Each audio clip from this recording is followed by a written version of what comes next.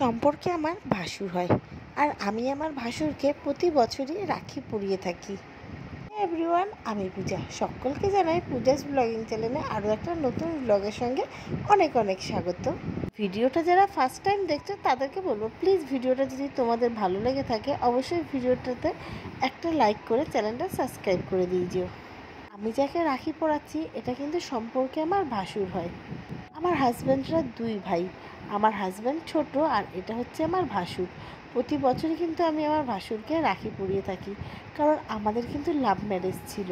আর যে সময় আমাদের বিয়ে হয়েছিল সে সময় কিন্তু আমার বিয়ের পর বিয়ের সময় কন্যাদান করার মতো কেউ ছিল না, আর সেই সময় আমার এই ভাসুরই কিন্তু আমার কন্যাদান করেছে।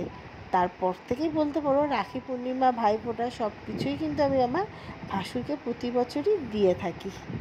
এদিকে আমি আমার ভাসুরকে আমার দাদাভাইকে রাখি পরিয়ে দিলাম, আর ওদিকে আমার মা আমার ছেলেকে রাখি পরিয়ে দিল। আর এই হলো আমাদের রাখি বন্ধনের স্পেশাল দিন।